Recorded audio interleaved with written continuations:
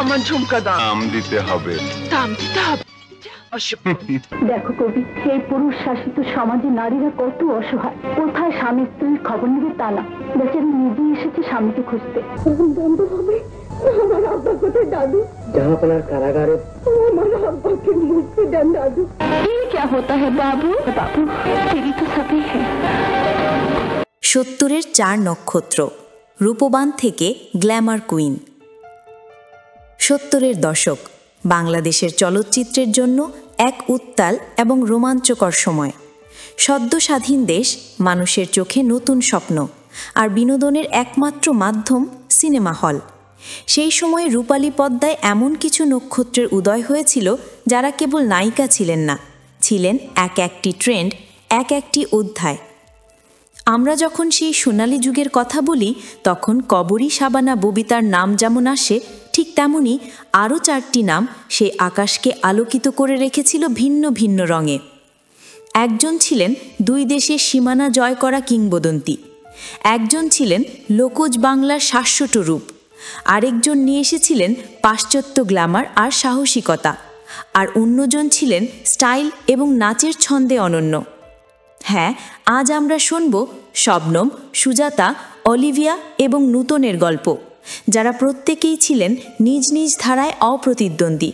কেউ দর্শকদের কাঁদিয়েছেন, কেউ শিহরণ জাগিয়েছেন, আবার কেউ বা শিখিয়েছেন আধুনিকতা। চলুন ফিরে যাওয়া যাক সেই জাদুকরী সময়ে। ফোক সম্রাজ্ঞী সুজাতা, মাটির কাছাকাছি। আচ্ছা আচ্ছা হবে।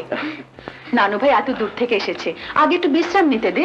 তোমার খোকন কত পুরস্কার পেয়েছে, তোমার খোকন স্কুলের সেরা ছাত্র।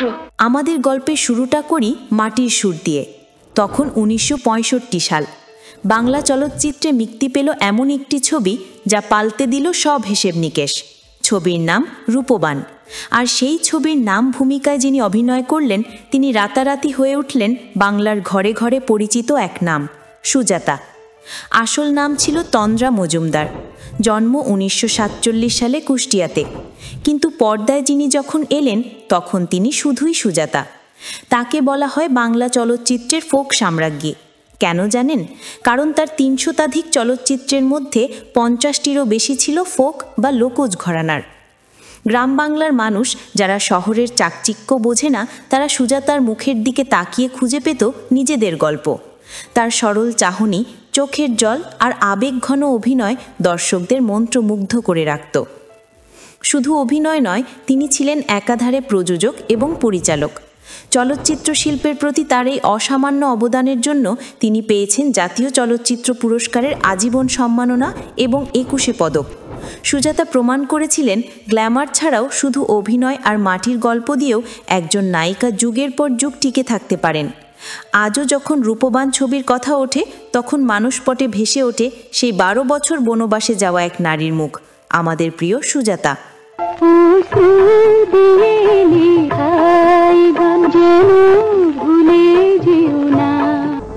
আমার কাছে কিছু মোহর আছে। মোহর? আমি বই লিখছি না, তাই বলছি। দাও মা, ওকে আমার কোলে দাও। কিংবদন্তি শবনম, সীমানা ছাড়ানো রাজকন্যা। এবার চলুন মাটির ঘর ছেড়ে একটু রাজপ্রাসাদের দিকে যাই। কানে বাজছে সেই বিখ্যাত গান, আমি রূপনগরের রাজকন্যা, রূপের জাদু এনেছি। আমি রূপনগরের রাজকন্যা, রূপের জাদু এনেছি। ইরান তুরান পার হয়ে আজ তোমার দেশে এসেছি। তিনি শবনম, আসল নাম ঝর্ণা বসাক। তিনি আসলেই যেন ইরান তুরান পার হয়ে আসা এক জাদুকরী। 1961 সালে প্রখ্যাত পরিচালক মুস্তাফিজুর রহমানের হারানো দিন ছবি দিয়ে তার যাত্রা শুরু। প্রথম ছবি সুপারহিট। দর্শক দেখল এমন এক নায়িকা যার সৌন্দর্য আর অভিনয় ছিল এক আধিজাত্যের ছাপ। তবে শবনমের ক্যারিয়ারের ক্যানভাস ছিল বিশাল। তিনি শুধু বাংলাদেশেই আটকে থাকেননি, পাড়ি জমিয়েছিলেন তৎকালীন পশ্চিম পাকিস্তানে। সেখানে ললিউড বা পাকিস্তানি চলচ্চিত্র জগতে তিনি হয়ে ওঠেন একছত্র রানী। ভাবা যায়, একজন বাঙালি হিন্দু মেয়ে উর্দু ভাষায় কথা বলে পাকিস্তানের সবচেয়ে জনপ্রিয় নায়িকায় পরিণত হলেন। টানা 3 দশক 60, 70 এবং 80 তিনি রাজত্ব করেছেন। বিশেষ করে তার অভিনীত আয়না ছবিটি আজও পাকিস্তানের ইতিহাসের অন্যতম সফল রোম্যান্টিক সিনেমা হিসেবে গণ্য হয়। শবনম ছিলেন সেই বিরল অভিনেত্রী যিনি পাকিস্তান চলচ্চিত্রের সর্বোচ্চ সম্মাননা নিগার অ্যাওয়ার্ড জিতেছেন মোট 12 বার, যা একটি অনন্য রেকর্ড। সব দোষ আমার মা। আমি আমার সংসারের হাল শক্ত হাতে ধরতে পারিনি বলি আজ আমাকে মারুন মারুন মা।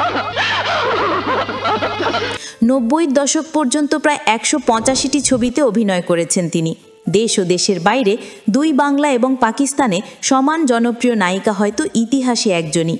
তিনি আমাদের গর্ব, আমাদের শবনম। বাদশা, আমার হাসি দেখতে চাস? আমাজান, রিনা যাকে ভালোবাসে, যার সাথে ওর আংটি বদল হয়ে আমাজান, তার কাছে ওকে দিয়ে আয়। গ্ল্যামার কুইন অলিভিয়া, আধুনিকতার ঝড়। 70-এর দশকের মাঝামাঝি সময় বাংলা সিনেমার পর্দায় হঠাৎ যেন এক ঝড় উঠল। এমন এক নায়িকা এলেন যাকে দেখে মনে হতো তিনি কোনো হলিউড বা ইউরোপিয়ান সিনেমা থেকে উঠে এসেছেন। তিনি অলিভিয়া। 1953 সালে করাচিতে জন্ম নেওয়া এই খ্রিস্টান সুন্দরী ছোটবেলায় পড়েছেন ইংলিশ মিডিয়ামে। তার স্টাইল, কথা বলার ধরন সব কিছুতেই ছিল আধুনিকতার ছোঁয়া।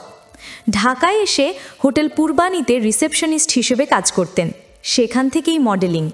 আর তারপর 1972 সালে SM শফির হাত ধরে ছন্দ হারিয়ে গেল ছবির মাধ্যমে চলচ্চিত্রে অভিষেক।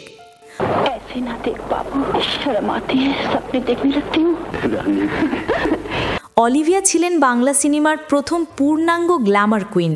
তার চুলে ব্লো ড্রাই করা স্টাইল, চোখে গাঢ় আইশ্যাডো আর সাহসী পোশাক, তৎকালীন সংরক্ষণশীল সমাজে তিনি ছিলেন এক বিস্ময়। নায়ক ওয়াসিমের সাথে তার জুটি ছিল সুপারহিট। 1976 সালে মুক্তি পাওয়া দ্য রেইন ছবিটি দেশ বিদেশে তোলপাড় ফেলে দেয়। অলিভিয়া শুধু রোমান্টিক ছবিই করেননি, ফ্যান্টাসি, অ্যাকশন সব ধরনের চরিত্রেই ছিলেন সাবলীল। পাগলা রাজা, তুফান, শাহজাদি, লুটেরা একের পর এক হিট। তবে অনেকে মনে করতেন তিনি শুধুই গ্ল্যামার সর্বস্ব। সেই ধারণা ভুল প্রমাণিত হয় যখন তিনি রাজ্জাকের বিপরীতে জাদুর বাঁশি ছবিতে অভিনয় করেন। সেখানে গ্রামীণ চঞ্চল মেয়ের চরিত্রে তার অভিনয় আজও সমালোচকদের প্রশংসা পায়। এমনকি মহানায়ক উত্তম কুমারের বিপরীতে কলকাতার ছবি বহনি শিখাতেও তিনি অভিনয় করেছিলেন।